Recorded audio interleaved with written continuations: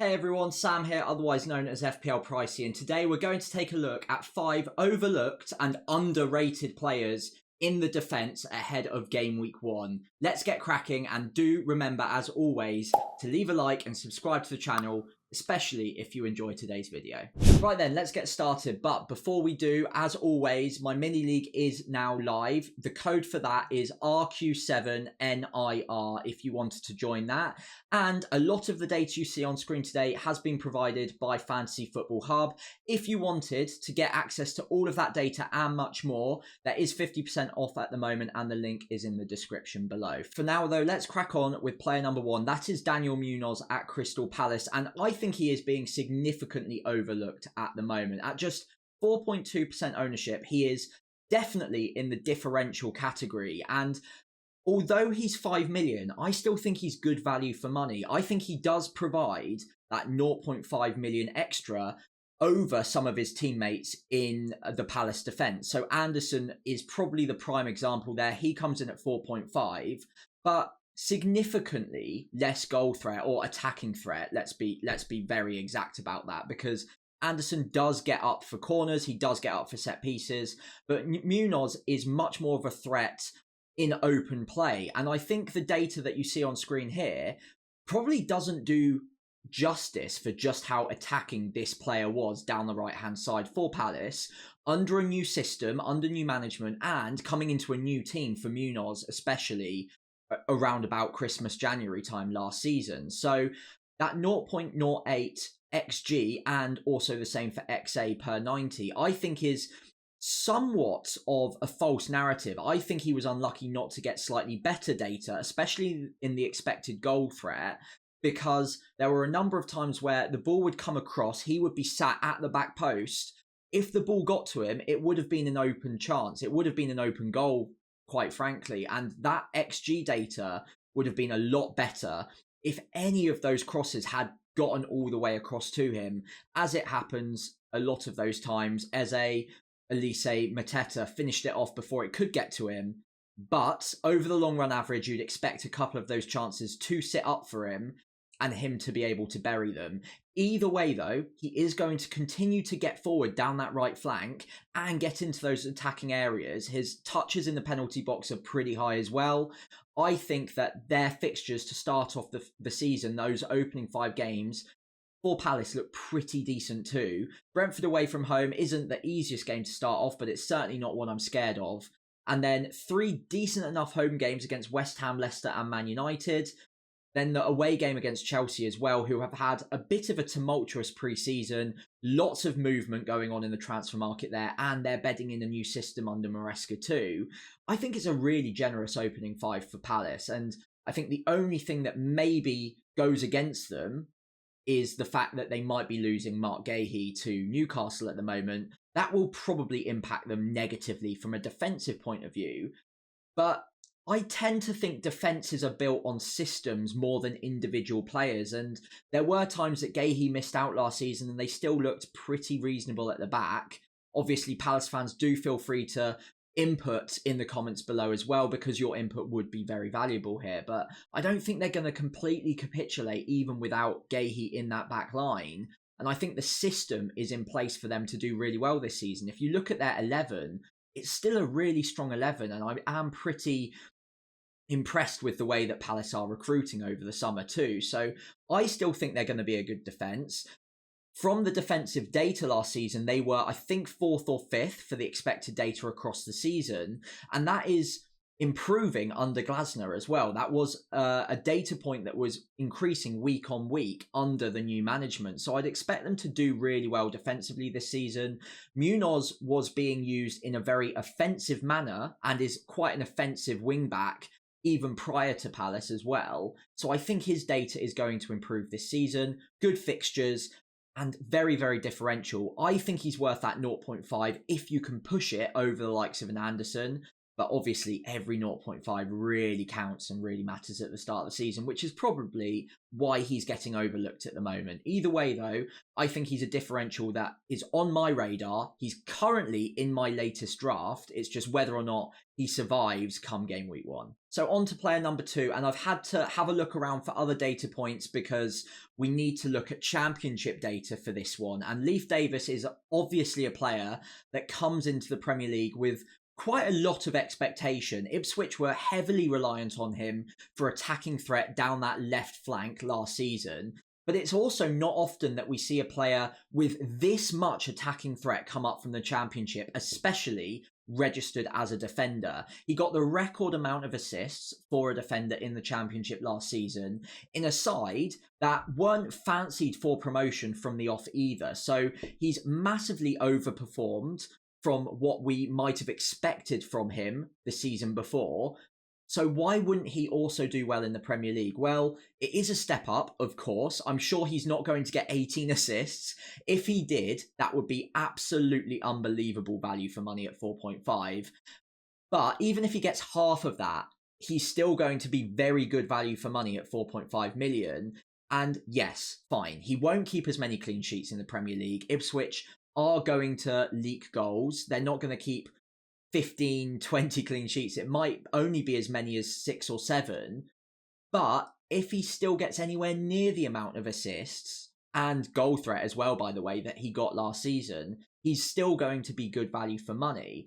And I think when you look at the underlying data, it shows that it's not a flash in the pan. That 0.25 expected assists per 90 is still an expected assist every 4 games on average. He's obviously overperformed that in the Championship last season, but Ipswich are going to put most of their attacking threat through that left flank, and Davis comes into the game this season with such high expectations from the Championship that I think he's still going to be very good value for money. I think the obvious flag here, and the reason he is being overlooked is, okay, 1, it's a promoted side, you want to be careful, but 2, those opening 2 fixtures, Liverpool at home followed by City away, it really doesn't get much more difficult than that. I think obviously if you threw Arsenal in there, it would have been the proper trifecta nightmare to start off the season, but those 2 game weeks, you're not likely to want to start him. However, there are combinations that I really like where you can just have him on the bench for the opening 2 game weeks and have him rotating in, for example, with a Crystal Palace defender, and that works out pretty well on the rotation. And honestly, I can see him being a really decent threat in game week 3 and in game week 5, of course, against my own club, Southampton. And I think that he's going to be significantly overlooked by the time we get to that point, because we're all just disregarding him as it stands because of those opening 2 game weeks. Obviously, if you're looking at a starting 11, he's not going to be a player that you're likely to use in those 2 weeks. But if you can hide a 4.5 million option like Davis on the bench, by the time you get to game week 3, you're going to have yourself a massive upside differential on your hands in the back line, where there aren't that many really attacking defenders at 4.5 million this season. He is one, and if they keep any sort of amount of clean sheets this season, I would still bank on him getting 5, 6, 7 attacking returns at least. In combination, that's not bad at all. And I think with that run of fixtures from game week 3 onwards, and it stretches a lot further than game week 5, by the way, he could be a really valuable pickup that maybe you just want to get ahead of in game week 1, just stuff him on the bench for a couple of weeks and then enjoy the points when they come, or fingers crossed, hopefully they come game week 3. Let me know in the comments below what you think of Leif Davis. Obviously a player with a lot of promise, but is he a player you're willing to just have on the bench for a couple of weeks before the fixtures get good? So on to player number 3, and it is a player I'm really excited about, not just for the opening few game weeks, but across the season in general. He's a player that comes into the league with a lot of promise, and even though the data that I'm showing you here isn't absolutely mind-blowing, he is still someone I'm really excited about. That player is Ian Maatsen, of course. 5 million, I think that's a very fair price for what should be a regular starter down that left flank for Villa. And at 5.1% ownership, he is still differential. I think he's being massively overlooked. especially considering the fixtures that Villa have at the start of the season. West Ham away from home, followed by Arsenal at home. Okay, one of those two fixtures is decent. The home fixture against Arsenal isn't ideal, of course, but if you look at it as a bank of 5, it gets really good by game week 3. Leicester away, Everton at home, Wolves at home. I would say 2 good home games in there, 2 good away games in there, and then that one tough home game against Arsenal. You just never know. The important thing to note here as well is for this stretch of games, Villa won't have to worry about Champions League football just yet, so we're not going to have to worry about rotation too much. The one thing that maybe I would be cautious of is that he is a new player to Aston Villa this season. He obviously comes very highly rated. They spent a pretty sizable fee on him, and he should be a regular starter for them.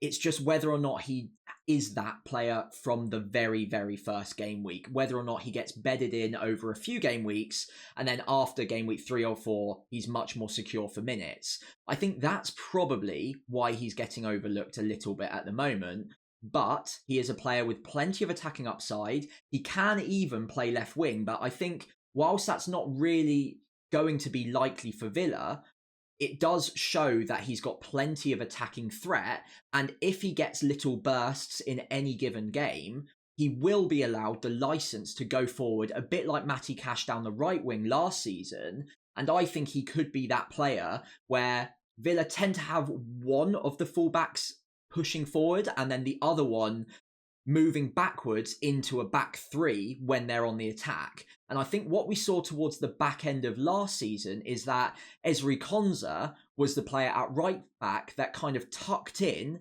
and it let the left back bomb forward. Now, last season, that was either Moreno or Digne, but they very clearly brought Maatsen in to play that role. He's an incredibly gifted left wing back, but also part-time left winger as well. And this data really doesn't do justice for the kind of attacking output that we could expect from him if he plays that role regularly. And honestly, the way that Emery is building and constructing this side, it seems pretty clear to me that they're going to give that left back plenty of license to go forward, the right back much less so, and they're going to have that stable back 3 when they're attacking, with Maatsen hopefully getting really, really high down that left-hand side. So he is a player I'm very excited about, getting overlooked because of the risk over whether or not he's ready for the start of the season to be playing 80, 90 minutes a game.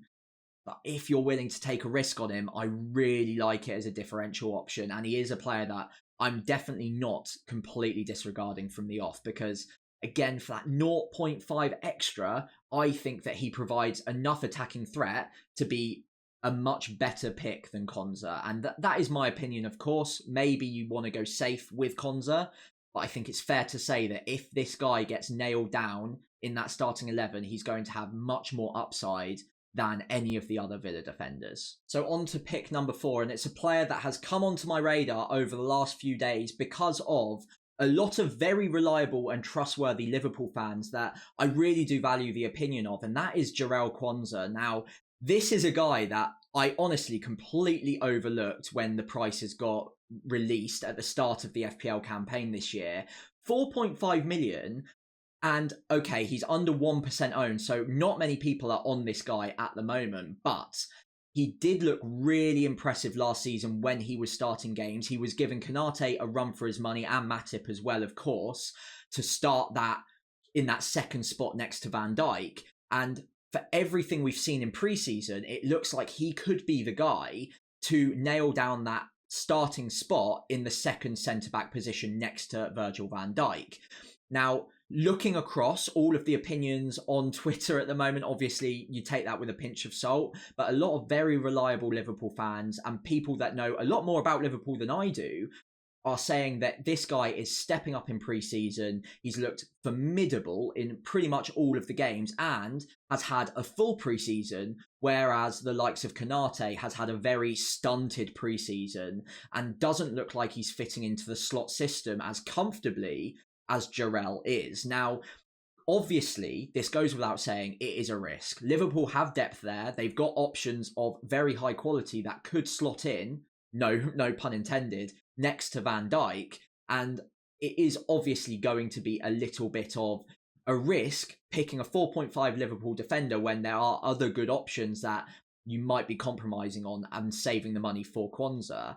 However, if you are able to get regular Liverpool minutes in that back line for 4.5 million rather than 6 million like Van Dijk or Robertson, or even 7 million like Trent, you can cover off the clean sheets. You've got a bit of attacking threat there from the XG per 90, 0.08. Not bad at all for a centre-back. It means that he's getting his head on the end of crosses, corners, free kicks. He will be in the box for those. And he does look like he's able and capable of scoring goals. Got 2 last season. He's obviously still only 21, young and learning, but he's got a big future ahead of him. I don't think he was a million miles away from getting the call up to be in the final England squad over the summer either. So he comes with a lot of promise. He's definitely on the uptick right now. It is a risk, but with those fixtures, 4 of the opening 5, I think there's at least a reasonable chance of a clean sheet in. And I think if he starts the final couple of pre-season games next week, he could be very much in line to start the first couple, at the very least, in game week 1 and 2 against Ipswich and Brentford. Good chances of clean sheets there. So he is a player that I completely, honestly disregarded when the prices came out. But now, based on what we've seen so far in pre-season, I am starting to become very tempted by the likes of Jarell Kwanzaa. Let me know in the comments below whether I've done enough to tempt you, or whether you're one step ahead of me and you're already thinking of having him in your starting 11 anyway. So finally today, I wanted to talk about the Arsenal defence generally, but also one or two of their picks more specifically. Ben White is the one on screen, but also Gabriel as well, I think would be a relevant option here. Now, Arsenal defence, generally speaking, last season was absolutely phenomenal. By far the best in the league when it comes to expected data, but also in terms of the clean sheets that they actually produced. And whilst they've bolstered their back four this season, I would expect them to get off to a similarly defensively solid start. And despite the fixtures, I think they are one of the better teams defensively in terms of clean sheet potential in the first few game weeks. Now, looking at the fixtures specifically, 2 good home games in the opening 3, Wolves and Brighton there. Obviously, Villa in the middle isn't the best chance of a clean sheet, but it is better than the following 2 away games in Spurs and Man City. So there are a few of you out there looking at potentially a first international break wildcard. That would be between game week 3 and 4. And I think if you look at the first 3 fixtures in isolation, there's a good chance of 2 clean sheets. Possibly, if you're really lucky, getting 3 there. It's a good set of fixtures overall. If you're looking at maybe a game week 6 wildcard like me, those 3 away games in a cluster, Villa, Tottenham and Man City, probably make it look like a lot more of a weak bank of 5 fixtures for clean sheets, and maybe you're looking at only 2 in the first 5. Then again, not on screen now, but if you extend that beyond game week 5 to the next 3 after that, as a cluster of 8 game weeks, again, the Arsenal defence looks really good because they've got 3 good games after game week 5, so 6 through to 8, really, really positive, good chance of clean sheets in all 3 of those. So again, all of a sudden, in the opening 8 game weeks, you might be looking at 4 or 5 clean sheets, and that is obviously a very good return for any defence. So, what I'm trying to say is, it all depends on the angle you're approaching this season on. If you're looking at a very short-term wildcard and you're locking that in early, Arsenal defence makes a lot of sense. If you're looking at a game week 5 or 6 wildcard, it maybe makes a little bit less sense because as a cluster, they're not a great bank of fixtures. But again, if you're not locking in a wildcard at all, or you're looking at extending it, and you're just looking for a player that's going to be reliable over several game weeks, again, on average, it will balance out, and Arsenal's defence is so far better than any other defence in the league, and I've got really no real reason to think it's going to be any different this season. They've only strengthened their back line, and I don't really see them compromising on their defensive integrity this season, based on the fact that that's what made them so successful last season. A lot of it was building up from a solid base, conceding very few chances, and then using that as a solid block to go forward and push forward from. So I don't see it changing this season.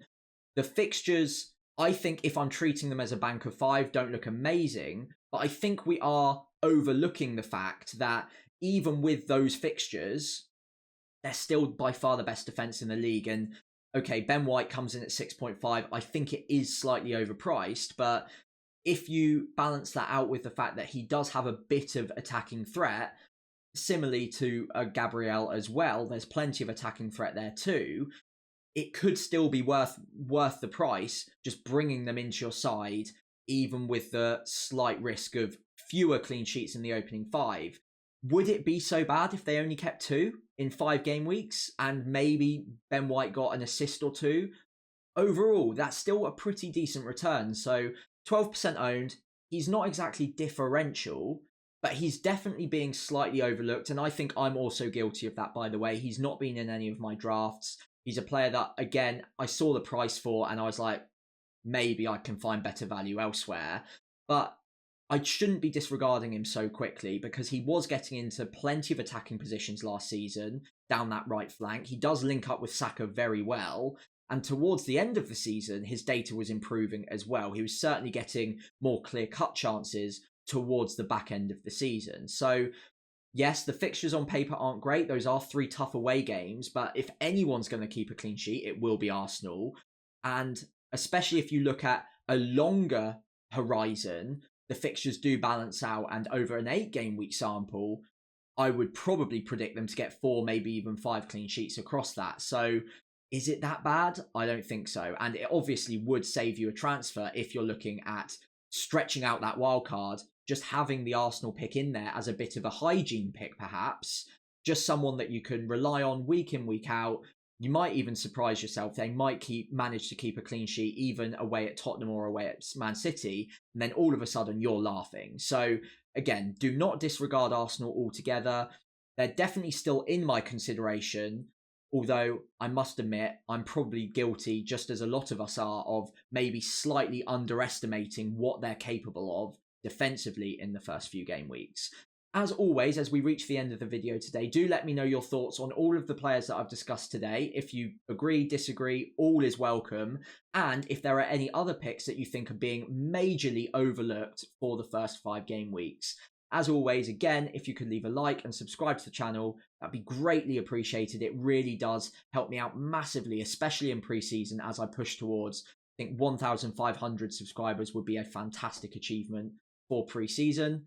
In the meantime, though, thank you again for watching, and I'll see you next time as we start assessing the overlooked midfielders in FPL ahead of game week 1.